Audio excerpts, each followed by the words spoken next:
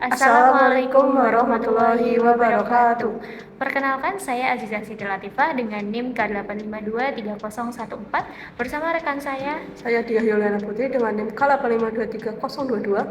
Nah, di sini kami akan mempresentasikan hasil dari analisis kinerja PT Rekamersif Abadi yang telah kami lakukan dalam rangka memenuhi penugasan mata kuliah Teknologi Kinerja yang diampu oleh Bapak Eka Budi. Selamat menyaksikan. Sebelumnya kami akan memperkenalkan mengenai PT Rekamersif Abadi. Jadi di PT Rekamersif Abadi ada dua usaha. Yang pertama Mersif Lab yang berfokus pada startup teknologi pendidikan yang bertujuan untuk meningkatkan pengalaman belajar melalui penggunaan teknologi seperti AR, VR, dan IoT. Mereka menyediakan laboratorium virtual yang memungkinkan siswa dan guru untuk melakukan praktikum dengan cara yang kolaboratif dan imersif. Yang kedua ada Mersif Academy. Jadi di sini adalah fokusnya pada bimbingan untuk anak-anak remaja mengenai riset, sains, dan teknologi. Next. Kemudian ada produk Mersif Lab. Yang pertama ada Mersif Room. Jadi di situ ada berisikan room VR yang bisa dicoba. Ada Mersif Creator. Di sini bisa membuat ruangan VR. Kemudian Mersif Forum, Mersif Mobile Apps, dan buku edukasi berbasis AR. Next. Analisis CIPP yang pertama konteks. Visinya menjadi pelopor dalam transformasi pendidikan dengan menggunakan teknologi pembelajaran canggih sehingga dapat menciptakan generasi masa depan yang kompetitif dan kreatif. Misinya yang pertama menggunakan alat pembelajaran berbasis teknologi seperti AR, VR, MR, dan IoT untuk menciptakan lingkungan belajar yang imersif. Yang kedua memberikan platform pembuatan dan penayangan VR yang mudah digunakan untuk mendukung transformasi pendidikan. Yang ketiga menawarkan layanan bimbingan dan konsultasi untuk proyek kompetisi ekstrakurikuler serta magang guna mempercepat riset dan pengembangan. Tujuannya untuk memperkaya pengalaman belajar siswa-siswi di sekolah Indonesia melalui pengembangan perangkat pembelajaran berbasis teknologi AR, VR, dan IoT. Inputnya, Mersif Lab memberlakukan standar operating procedure atau SOP secara tidak tertulis, disesuaikan dengan sistem kerja perusahaan yang work from anywhere. Mersif Lab memprioritaskan pada evaluasi mingguan untuk meninjau capaian target, merancang rancangan kerja ke depan, serta memastikan keselarasan tim. Mekanisme evaluasi rutin ini berfungsi sebagai pengganti SOP formal yang ada. Kemudian ada proses. SDM di Mersif Lab ini terdiri dari 4 orang. Ada CEO, CMO, CFO, dan komisaris. Dari struktur tim tersebut, 4 orang secara aktif berfokus pada pengembangan produk dan inovasi Mersif Lab. Materialnya berupa perangkat keras, VR box, smartphone, controller, perangkat lunak mobile apps. Produk yang dihasilkan berupa Mersif Room, Mersif Creator, Mersif Forum, gamifikasi pembelajaran, buku edukasi berbasis AR, Mersif Mobile Apps.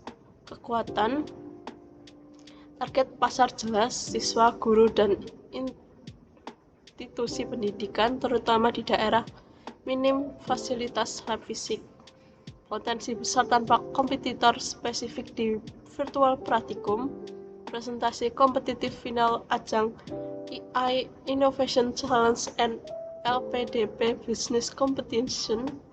Fitur unggulan berupa konfigurasi lab virtual, praktikum kolaboratif, tampilan 3D imersif, dan akses mobile. Kelemahannya ada beberapa. Pertama, produktivitas tim terhambat kendala remote working. kedua, strategi pemasaran tidak terstruktur atau ditangani tim engineering yang berisi 4 orang. Yang ketiga, permintaan rendah untuk VR, AR, IoT di wilayah Surakarta. Produknya seperti yang disebutkan tadi, ada Mersive Room, Mersive Creator, Mersive Forum, gamifikasi pembelajaran, buku edukasi berbasis AR, Mersive Mobile Apps. Kemudian metode pengumpulan data yang kami lakukan melalui wawancara tidak terstruktur. Teknik wawancaranya berupa wawancara mendalam dengan pendekatan semi terstruktur, menggunakan daftar pertanyaan yang telah disiapkan sebelum sebagai acuan. Kemudian memungkinkan pengembangan pertanyaan lanjutan berdasarkan jawaban responden. Responden yang kami wawancarai yaitu manajemen puncak. Baik, kemudian kita lanjutkan di instrumen wawancara. Jadi di sini kita mengambil beberapa aspek yang ingin kita wawancarakan kepada CEO-nya Mersive Lab gitu. Yang pertama itu ada profil perusahaan dan struktur organisasi. Kemudian yang kedua ada sumber daya manusia dan pembagian tugas. Yang ketiga itu mekanisme operasional dari Mersive Lab itu sendiri, kemudian pengukuran kinerjanya. Tak lupa juga kita juga menanyakan beberapa tentang Mersive Academy juga. Kemudian yang keempat itu strategi pemasaran dan promosi. Yang kelima keterlibatan klien dan riwayat layanan. Kemudian yang keenam adalah aspek tambahan dan tindak lanjut. Oke, next. Baik. Jadi di sini dipaparkan instrumen wawancara kami. Yang pertama itu kita menanyakan skema kerja dan pembagian operasional dari Mersive Lab itu sendiri dan Mersive Academy. Kemudian yang kedua kita menanyakan apakah Mersive ini masih berada di bawah naungan UNS Innovation Hub. Mengingat dari analisis CIPP yang kami lakukan sebelumnya itu di Mersive Lab itu diawali dari lolos pendanaan PKM, kemudian lanjut dinaungi oleh UNS Innovation Hub sebagai pendidikan bisnis, mengikuti pendidikan bisnis di sana seperti itu.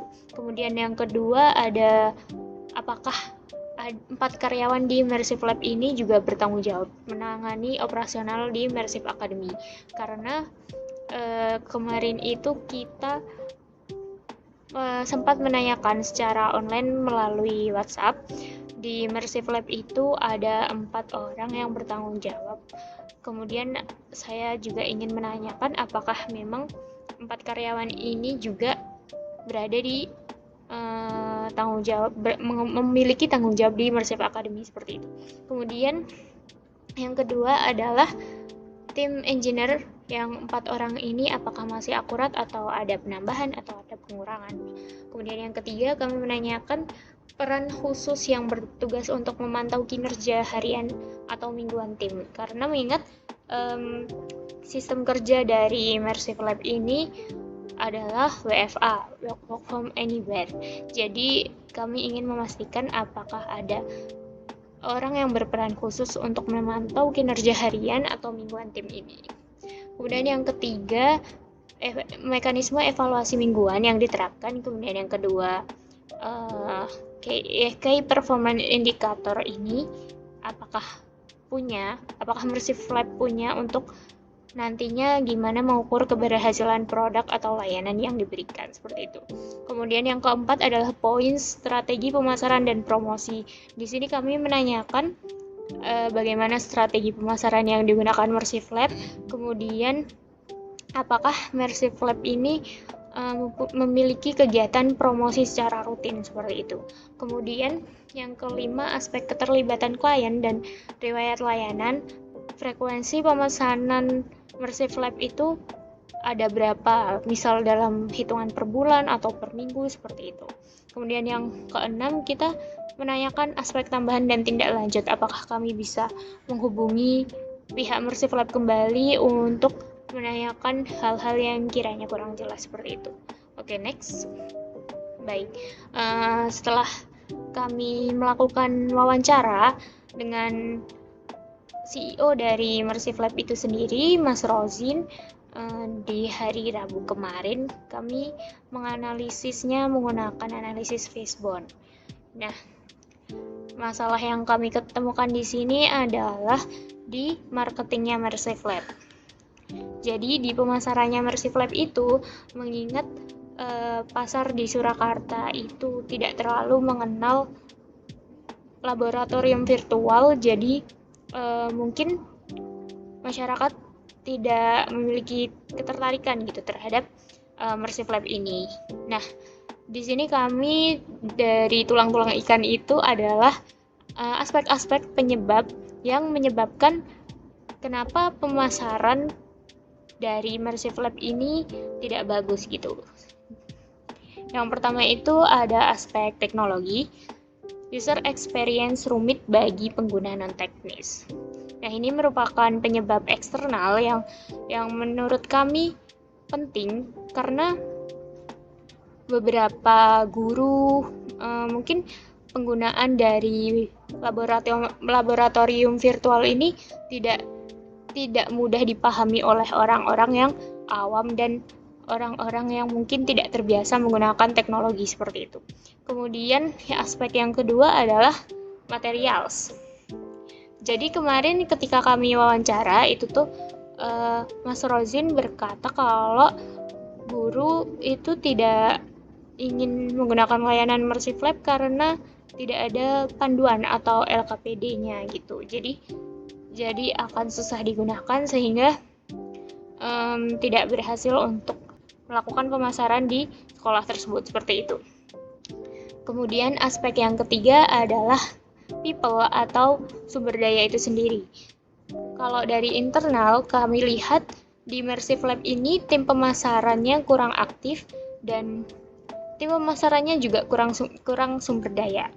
Jadi karena yang mengurus marketing itu cuma sedikit, jadi tidak ada strategi pemasaran yang pasti seperti itu. Mengingat juga sistem kerja yang WFA sehingga koordinasinya mungkin sedikit susah dan tim pemasarannya juga tidak aktif. Kemudian kalau dilihat dari faktor eksternal, guru dan institusi ini kurang familiar terhadap penggunaan laboratorium virtual seperti itu. Kemudian dari aspek lingkungannya ada faktor eksternal yaitu budaya mengajar yang tradisional dan pasar di sekitar Soloraya yang kecil. Karena menurut pandangan kami dan kemarin juga sempat ngobrol dengan Mas Rozin, kira-kira apa yang menyebabkan pemasaran Mersive Lab ini tidak masif seperti itu?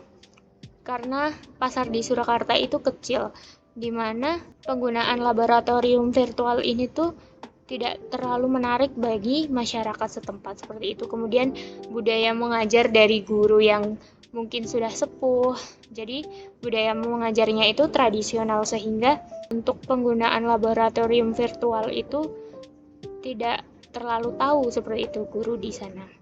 Kemudian di aspek yang kelima adalah proses. Dari operasional internal Mersive Lab sendiri, mereka tidak memiliki strategi marketing yang aktif untuk menarik pelanggan, menarik klien gitu.